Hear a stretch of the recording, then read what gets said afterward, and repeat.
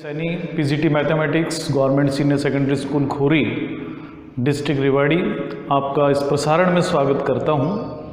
प्यारे बच्चों, हम इस समय मैक्सिमा और मिनिमा के बारे में पढ़ रहे हैं। इससे पहले हम मैक्सिमा और मिनिमा के बारे में 3 क्लासेस में पढ़ चुके। अब हम मैक्सिमा मिनिमा से रिलेटेड जो वर्ड प्रॉब्लम्स हैं वो आज हम इस लेक्चर में लेंगे। जो हमारी पहली प्रॉब्लम आज हम ले रहे हैं वो एक्सरसाइज 6.5 से है और हमारी बुक से ये 13th क्वेश्चन है। आप लोग जब भी इस एक्सरसाइज को पढ़ें तो आप अपनी बुक अपने साथ रख लें, जिससे क्वेश्चंस को देखने में भी आपको थोड़ी सुविधा रहेगी। हालांकि हम बार बार इन स्टेटमेंट्स को रिपीट भी करते रहेंगे। जो 13th क्वेश्चन है वो है कि 2 हमें नंबर ढूंढने हैं और वो नंबर ऐसे हैं कि जिनका सम 24 है और जिनका जो प्रोडक्ट है वो मैक्सिमम हो, एज लार्ज एज पॉसिबल हो। तो इसके लिए मान लेता हूं मैं जो नंबर्स हैं, let numbers be x and y. तो नंबर्स हमने एक्स और वाई मान लिए। अब हमें एक कंडीशन गिवन है और कंडीशन ये है कि जो नंबर्स हमने लेने हैं वो ऐसे नंबर्स लेने हैं जिनका सम 24 हो। तो गिवन है, ये जो गिवन कंडीशन है वो है x plus y equal to 24। इसे हम इक्वेशन नंबर 1 यूज कर लेते हैं। अब हमें ये देखना होता है कि जो फंक्शन हमें मैक्सिमाइज करना है या मिनिमाइज करना है वो कौन सा फंक्शन है। तो इस क्वेश्चन में हमसे कहा गया कि जो नंबर्स हैं वो इस तरीके के होने चाहिए जिनका प्रोडक्ट मैक्सिमम हो। तो प्रोडक्ट की बात आई तो उसका फंक्शन का नाम हम p रख देते हैं और प्रोडक्ट हो जाएगा x इंटू वाई। तो टू मैक्सिमाइज हम करना चाहते हैं प्रोडक्ट होगा नंबर्स का x एंड y। इसका नाम हम रख देते हैं p और p इक्वल टू होगा x इंटू वाई। अब आप यहां पर देख रहे हैं कि यहां x और y दोनों वेरिएबल नंबर्स हो सकते हैं। अभी हमें दोनों के बारे में कंफर्म नहीं है कि कौन वैल्यू कितनी रखता है। अब आपको जब भी ये फंक्शन मिले तो एक बात आपको ध्यान रखनी है कि जहां पर भी वेरिएबल 2 से ज़्यादा हैं आप एक वेरिएबल में कन्वर्ट कर ले। इसके लिए आपको एक कंडीशन कहीं ना कहीं मिलेगी और वो कंडीशन है कि x प्लस वाई 24 है। तो हम y को x में कन्वर्ट कर सकते हैं। तो p हम लिखेंगे x इंटू 24 माइनस x। तो यानी ये हमारा फंक्शन है जिसे हम सॉल्व करने के बाद में 24x माइनस x² लिख सकते हैं। तो ये हमारा फंक्शन अब तैयार होता है। अभी तक की प्रॉब्लम्स में फंक्शन हमें बना बनाया मिलता था। तो मुझे इस प्रोडक्ट को मैक्सिमाइज करना है। अब ये प्रोडक्ट मैक्सिमाइज कब होगा? जब इसका फर्स्ट डेरिवेटिव 0 होगा। तो अब इसका फर्स्ट डेरिवेटिव फाइंड करते हैं। तो dp अपॉन dx होगा 24 minus 2x। dp upon dx को मैं जब 0 के इक्वल रखूंगा तो मुझे 24 माइनस 2x को 0 के इक्वल रखने पर एक सिंपल सी इक्वेशन है, सॉल्व कर लेंगे हम। x इक्वल टू 12 मिल जाएगा, यानी x 12 है। अब 2 तरीके हमारे पास हैं इस क्वेश्चन को आगे सॉल्व करने के लिए। या तो हम फर्स्ट डेरिवेटिव टेस्ट का इस्तेमाल करें या सेकंड डेरिवेटिव टेस्ट का इस्तेमाल करें। जो भी हमें छोटा लगे वो तरीका हम यूज़ कर सकते हैं। तो ये x इक्वल टू 12 पर वैल्यू या तो मैक्सिमम होगी या मिनिमम होगी।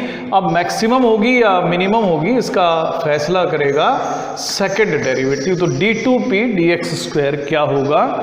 हम इस फंक्शन का एक बार और डेरिवेटिव फाइंड करते हैं। तो 24 क्योंकि कांस्टेंट है, अब करेंगे 2x का डिफरेंशिएशन और ये हो जाएगा -2।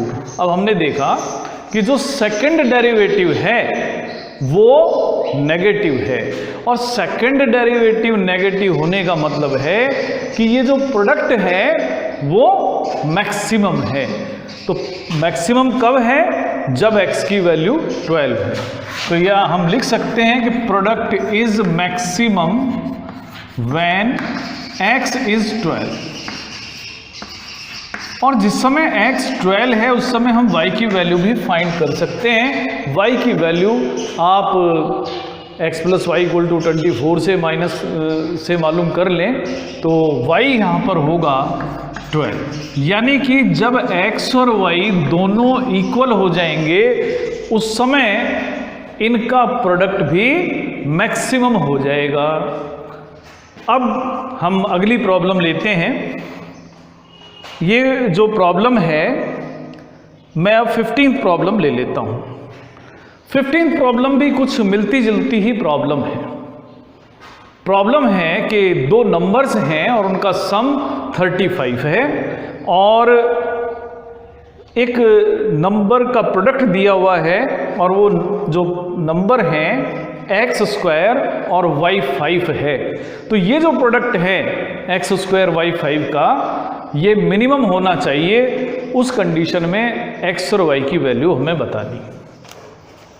तो कंडीशन इस बार ये क्वेश्चन नंबर 15 है। तो इस बार हमें जो नंबर्स हैं, numbers are x and y, और गिवन कंडीशन है कि दोनों का सम x और y का सम 35। हम चाहते हैं एक फंक्शन है x² y5, और हम इसको मिनिमाइज करना चाहते हैं। तो जिस समय ये फंक्शन मिनिमम वैल्यू रखता हो उस समय हमें x और y की वैल्यूज बतानी है। तो जैसा कि मैंने अभी इससे पहले वाले क्वेश्चन में आपको बताया कि जब भी मैं डिफरेंशिएशन करूं उससे पहले वेरिएबल 2 की जगह आपको एक वेरिएबल कन्वर्ट करना है। y की जगह हम यहां पर 35 माइनस x भी यूज कर सकते हैं। तो जो प्रोडक्ट होगा p वो होगा x² और 35 माइनस x⁵5।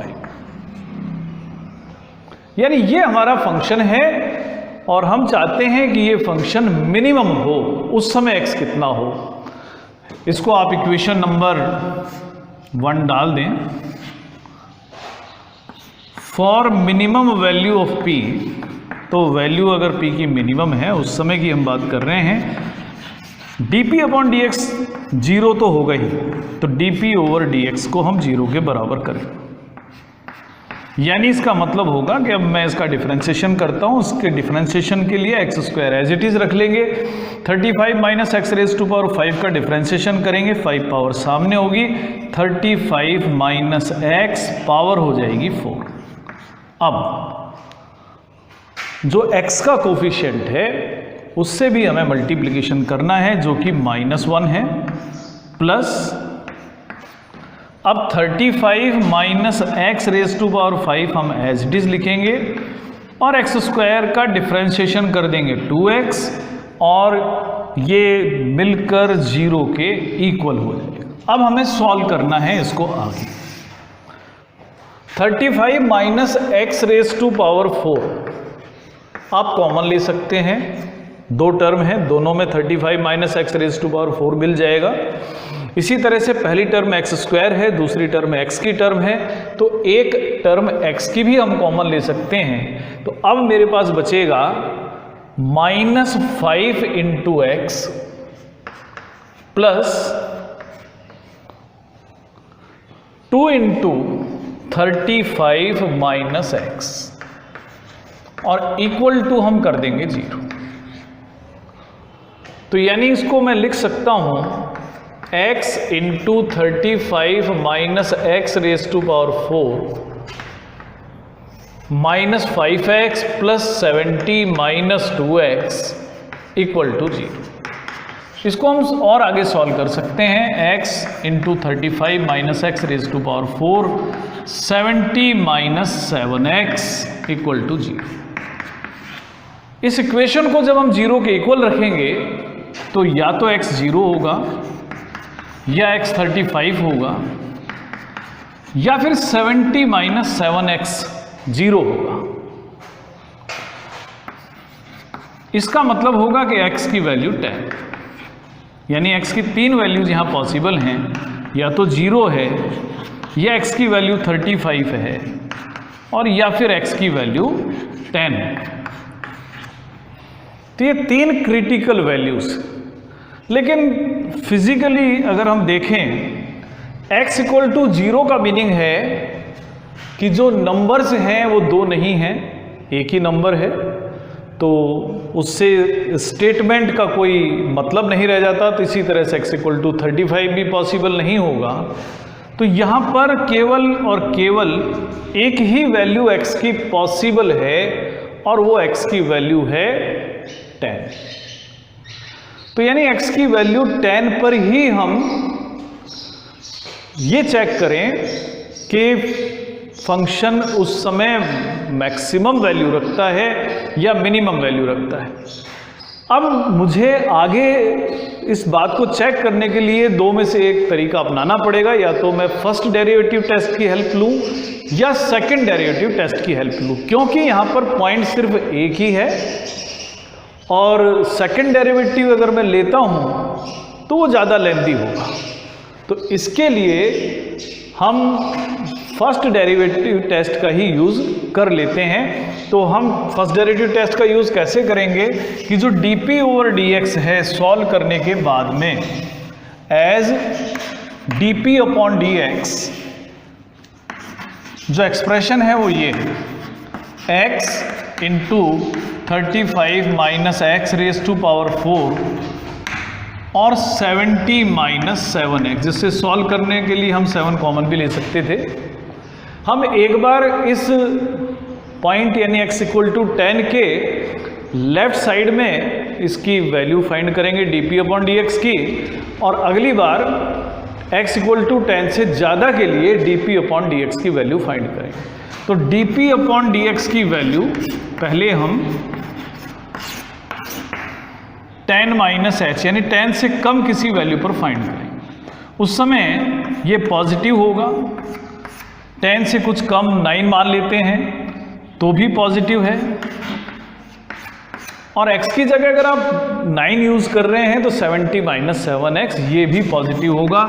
यानी कि dp अपॉन dx जब x की वैल्यू 10 से कम है उस समय पॉजिटिव है। अब हमें देखना है कि अगर x की वैल्यू 10 से ज़्यादा है उस स्थिति में क्या होगा, dp अपॉन dx कैसा होगा। तो जब x की वैल्यू 10 से कुछ ज़्यादा है, आप फॉर कन्वीनियंस आप x की वैल्यू आप 11 कंसीडर कर लें, उस समय ये पॉजिटिव होगा। 35 माइनस 11 ये भी एक पॉजिटिव क्वांटिटी होगी। और अब तीसरी क्वांटिटी है कि जब मैं x की जगह 11 यूज़ करूँगा 70 माइनस 77 यानी कि नेगेटिव नंबर, तो 2 पॉजिटिव और एक नेगेटिव नंबर का प्रोडक्ट नेगेटिव नंबर होगा। तो dp अपॉन dx का अगर हम साइन की बात करें, sign of dp upon dx की बात करें चेंजेस, तो पहले ये पॉजिटिव था, उसके बाद नेगेटिव हुआ। यानी आप ये समझ सकते हैं कि पहले फंक्शन इंक्रीज कर रहा था और बाद में डिक्रीज कर रहा है, यानी पहले इंक्रीज कर रहा था बाद में डिक्रीज कर रहा है। इसका मतलब ये हुआ कि ये जो x इक्वल टू 10 है that is point of local maxima. Therefore, x equal to 10 is point of local maxima। तो ये x equal to 10 point of local maxima है।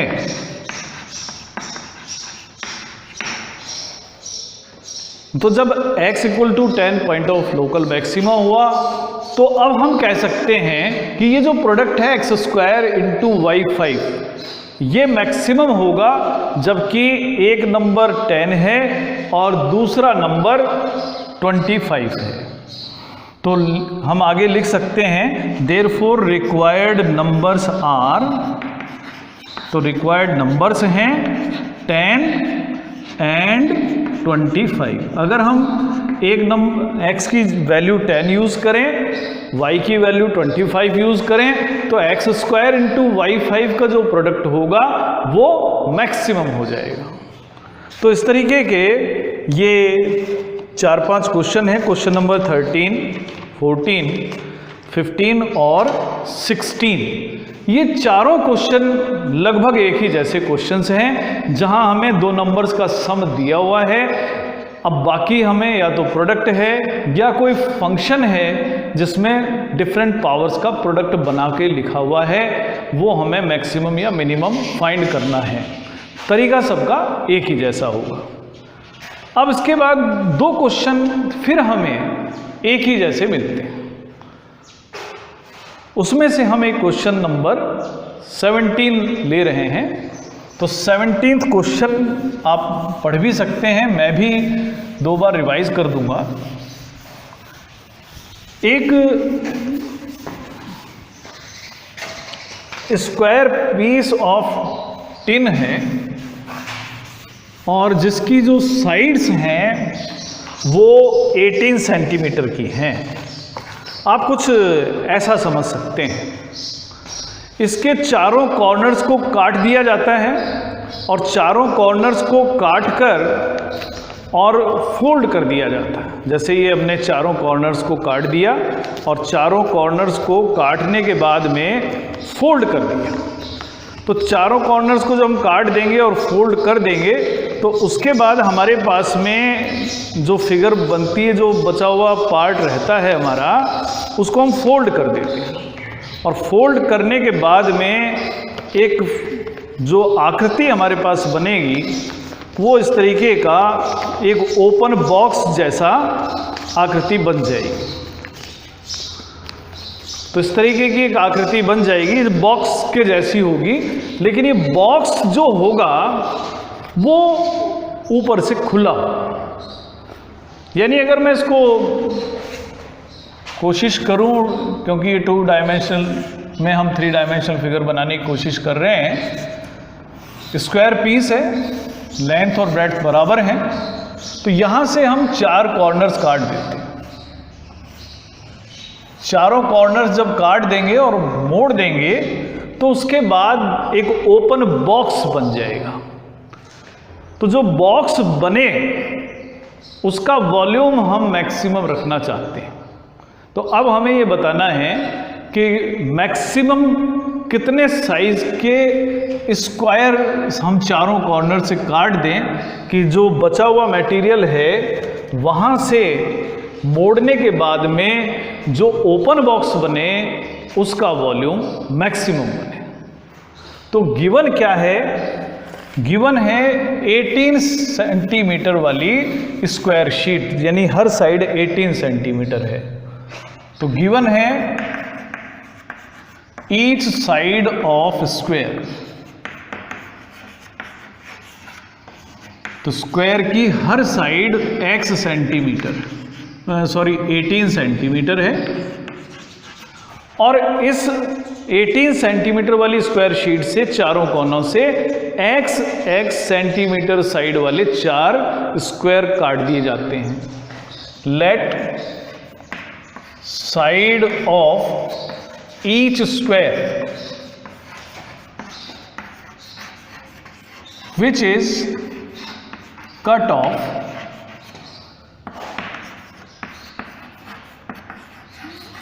from each corner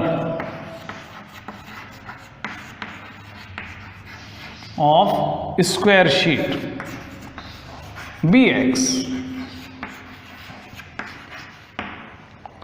इस तरह से हमारे पास एक ओपन बॉक्स बनता है, उसका वॉल्यूम हम फाइंड करते हैं। तो volume of open box, volume of open box जिसे हम v से डिनोट कर देंगे। तो आप जानते हैं कि जो बॉक्स है एक क्यूबॉइडल शेप है जिसका volume length into breadth into height होता है। क्योंकि हमने जो शीट ली थी वो 18 सेंटीमीटर साइड वाली थी।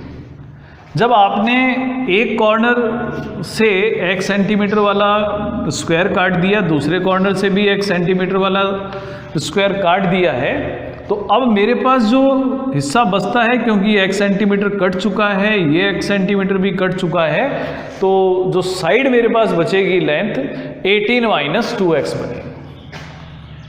तो लेंथ 18 माइनस 2x हो गई। अगर ब्रेड्थ की बात करें तो ब्रेड्थ भी सेम ही, क्योंकि स्क्वायर शीट है तो वो भी 18 माइनस 2x है। और हाइट, क्योंकि हमने फोल्ड जो करा है वो x सेंटीमीटर फोल्ड करा है, तो इंटू x हो गया। तो ये हमारा वॉल्यूम ऑफ ओपन बॉक्स है, जिसे सिंप्लीफाई करके 18 माइनस 2x का स्क्वायर इंटू x लिख सकते हैं। तो ये अब हमारा फंक्शन बन चुका है। इसे ही हम मैक्सिमाइज करना चाहते हैं। और बढ़िया बात यह है कि यहाँ पर वेरिएबल सिर्फ एक ही है और वो x है, इसलिए अब हम इस गिवन फंक्शन v को x के रेस्पेक्ट में डिफरेंशिएट करके मैक्सिमम वैल्यू फाइंड करेंगे। तो dv ओवर dx यहाँ होगा 18 माइनस 2x का जो स्क्वायर है वो हम एज इट इज लिख लेते हैं और x का डिफरेंशिएशन कर देते हैं जो 1 होगा। अब की बार x को एज इट इज लिख देते हैं और 18 माइनस 2x स्क्वायर का डिफरेंशिएशन करेंगे, 2 पावर सामने आएगी, 18 माइनस 2x होगा, पावर 1 हो जाएगी और माइनस 2x का डेरिवेटिव और ले लेंगे जो कि माइनस 2 होगा। सिंप्लीफाई करेंगे, 18 माइनस 2x स्क्वायर होगा, यहाँ minus 4x into 18 minus 2x। तो अब हमारे पास में जो बच रहा है ये 2 टर्म हैं, 18 माइनस 2x का square minus 4x into 18 minus 2x। अब आगे हम इसको सॉल्व करते हैं। 18 माइनस 2x आप कॉमन ले लें, तो यहाँ बचेगा 18 माइनस 2x, यहाँ बचेगा माइनस 4x, यानी कि dv अपॉन dx को हम आगे सॉल्व करते हैं। तो dv ओवर dx है 18 माइनस 2x और 18 माइनस 6x। dv और dx को 0 के इक्वल अगर हम रख देते हैं तो हमें क्रिटिकल पॉइंट मिल जाए। इसका मतलब होगा 18 minus 2x equal to into 18 minus 6x equal to 0। 2 possibility हैं, या तो 18 माइनस 2x 0 है या 18 माइनस 6x 0 है। 18 माइनस 2x 0 है या 18 माइनस 6x 0। जब हम सॉल्व करेंगे इनको तो इससे हमें मिलेगा x इक्वल टू 9 और इस इक्वेशन को मैं जब सॉल्व करूंगा तो मुझे मिलेगा x इक्वल टू 3। अब यहां से 2 बातें स्पष्ट होती हैं। पहली पॉसिबिलिटी की मैं बात करूं कि 18 स्क्वायर सेंटीमीटर वाली शीट थी जिसकी लेंथ 18 सेंटीमीटर थी और उसमें से 9 सेंटीमीटर के 2 स्क्वायर साइड्स काट दी गई। 18 में से जब 18 ही काट देंगे तो इसका मतलब हमारे पास कुछ नहीं बचेगा, पूरी शीट ही खत्म हो जाएगी। तो यानी practically x equal to 9 possible नहीं है। तो मेरे पास केवल एक ही वैल्यू पॉसिबल है जहां x इक्वल टू 3 है।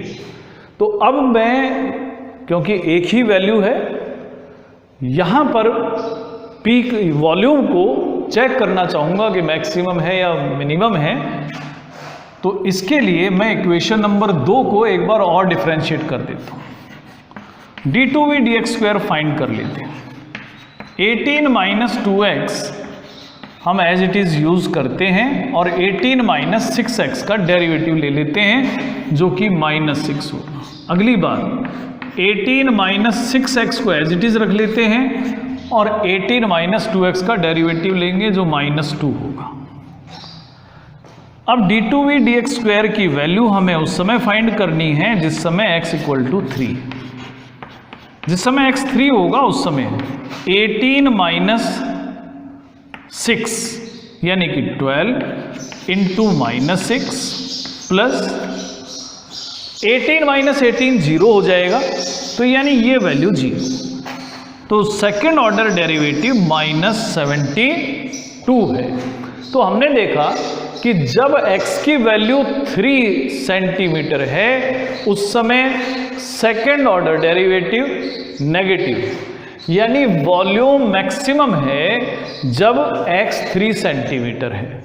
तो यानी कि हम लिख सकते हैं कि volume of open box is maximum when we cut square of side 3 centimetre each from each of the corner, यानी कि चारों कोनों से हम 3-3 सेंटीमीटर के स्क्वायर पीस काटेंगे और फोल्ड करेंगे, तो फिर जो हमारे पास बॉक्स बनेगा उसका वॉल्यूम मैक्सिमम होगा। इसी प्रकार का एक क्वेश्चन और भी है, क्वेश्चन नंबर 18, बिल्कुल इसी तरीके का वो क्वेश्चन है। उसमें फ़र्क इतना है कि यहाँ पर जो हमें टिन दिया गया है उसकी साइड 18 सेंटीमीटर इंटू 18 सेंटीमीटर है और अगले क्वेश्चन में यही साइड 45 सेंटीमीटर इंटू 24 सेंटीमीटर है। तो बिल्कुल इसी प्रकार से ये प्रॉब्लम हमें सॉल्व करनी है। तो हम आशा करते हैं ये प्रॉब्लम आप आराम से सॉल्व कर पाए। अब इसके बाद में जो अलग प्रकार का क्वेश्चन आता है वो है क्वेश्चन नंबर 18 क्वेश्चन आप अपनी बुक से भी पढ़ सकते हैं, मैं भी रिवाइज कर रहा हूं कि किसी स्क्वायर में किसी सर्कल में कुछ रेक्टेंगल्स बनाए जाते हैं। तो हमें प्रूव करना है कि जो उस सर्कल में स्क्वायर्स डिफरेंट टाइप के बनाए जाते हैं उनमें से जो सबसे बड़ा एरिया होगा वो स्क्वायर का होगा। यानी आप इस तरह से समझें कि एक सर्कल गिवन है और उसमें डिफरेंट डायमेंशंस के हमें रेक्टेंगल्स दिए हुए हैं, उनके हम एरियाज मेजर करते हैं। तो उनमें जो सबसे ज़्यादा एरिया वाला रेक्टेंगल होगा वो वास्तव में एक स्क्वायर शेप रेक्टेंगल होगा, यानी स्क्वायर होगा। तो मान लेते हैं कि हमें एक r रेडियस वाला सर्कल गिवन है। Let radius of circle be r।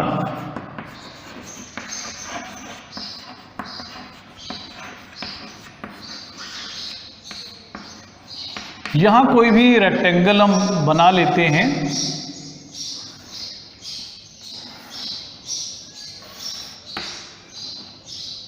अगर रेडियस r है तो उसका डायमीटर 2r होगा। ये रेक्टेंगल हम ABCD ले लेते हैं। यहां पर AC डायामीटर ऑफ सर्कल है। मान लेते हैं लेंथ जिसे हम AB से डिनोट करें वो x हो और ब्रेड्थ ऑफ रेक्टेंगल y हो। क्योंकि AC डायमीटर है तो ये एंगल 90 डिग्री के होंगे ही, रेक्टेंगल भी हमने लिया हुआ है। तो let radius of circle be r and dimensions of rectangle be x and y।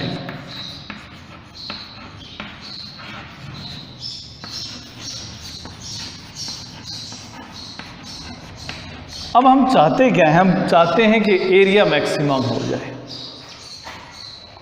तो मैक्सिमम एरिया जिसे हम A से डिनोट कर दें वो कितना होगा? वो x into y length into breadth. लेकिन आप यहाँ देख रहे हैं कि यहाँ पर वही दो वेरिएबल वाली बात है, x और y। वेरिएबल एक ही होना चाहिए। अब वो वेरिएबल एक ही कैसे हो, तो इसके लिए मुझे x और y में कोई ना कोई रिलेशन ढूंढना होगा। अब x और y में क्या रिलेशन हो सकता है? अगर आप इस ट्राइंगल की बात करें ABC, तो ये एक राइट एंगल ट्राइंगल है और इस राइट एंगल ट्राइंगल में AC इसका हाइपोटेन्यूस है इस ट्राइंगल का, तो x square plus y square AC square जो कि 2r स्क्वायर के बराबर होगा। But in triangle ABC we can say, जो कि राइट एंगल ट्राइंगल है, पाइथागोरस थ्योरम यूज करेंगे, x square plus y square equal to 4r square, यानी कि y स्क्वायर की जगह आप 4r square minus x square का भी यूज कर सकते हैं। अब y की वैल्यू आप या तो इक्वेशन 2 से फाइंड कर लें, जो कि under root 4r square minus x square होगी, और a में पुट कर दें। लेकिन अगर आप इस तरह से करते हैं तो आपको ज़्यादा दिक्कतों का सामना करना पड़ेगा, क्योंकि बीच बीच में स्क्वायर रूट्स आएंगे। हम यहाँ से भी चेंज कर सकते हैं। एरिया हमने कहा था x into y. Maximum area के लिए इफ a इज मैक्सिमम, अगर a मैक्सिमम है तो उसका जो स्क्वायर होगा देन a स्क्वायर, मान लेते हैं a स्क्वायर को एक नया नाम हम दे दें, सपोज हम कहते हैं b है a स्क्वायर का नाम, then a square equal to b is also maximum, वो भी मैक्सिमम होगा। तो a स्क्वायर होगा कितना? a स्क्वायर जिसे हम b कह रहे हैं वो होगा x स्क्वायर y स्क्वायर, ये भी मैक्सिमम होगा। या इसको कहा जा सकता है कि x स्क्वायर इंटू, अब हमने कहा था y स्क्वायर की value 4r square minus x square, इसको हम इक्वेशन नंबर 3 यूज कर लेते हैं। ये एक फंक्शन बना है b जो x स्क्वायर और r स्क्वायर में लिखा जाता है। तो for maximum value of b की मैक्सिमम वैल्यू के लिए db ओवर dx 0 होना चाहिए। तो मैं db ओवर dx फाइंड करता हूं, x square as it is हम रखते हैं। अब 4r square minus x square का डिफरेंशिएशन करें। यहां पर आपको ध्यान रखना है कि ये जो सर्कल है वो गिवन है, यानी इसकी रेडियस फिक्स हो चुकी है, चेंज नहीं होगी, इसलिए रेडियस को आप यहां कांस्टेंट की तरह यूज करेंगे। 4r स्क्वायर का डिफरेंशिएशन 0 होगा, माइनस एक्स स्क्वायर का डिफरेंशिएशन 2x। अब 4r square minus x square as it is रखेंगे और एक्स स्क्वायर का डिफरेंशिएशन 2x करेंगे। आगे सॉल्व करने के लिए 2x हम कॉमन ले सकते हैं, तो मेरे पास बचेगा minus x square plus 4r square minus x square, या 2x into 4r square minus 2x square, ये db ओवर dx की वैल्यू। इसको आप इक्वेशन 4 यूज कर लें। अब db ओवर dx को 0 के इक्वल हम पुट करते हैं और इससे x की वैल्यू फाइंड करेंगे। तो db ओवर dx को 0 के बराबर अगर मैं रखता हूं तो मुझे मिलेगा 2x into 4r square minus 2x square equal to, या तो 2x 0 है यानी कि x 0 है, या फिर 4r square equal to 2x square, यानी हम कह सकते हैं कि एक्स स्क्वायर की वैल्यू 2r स्क्वायर, या x की वैल्यू रूट 2r।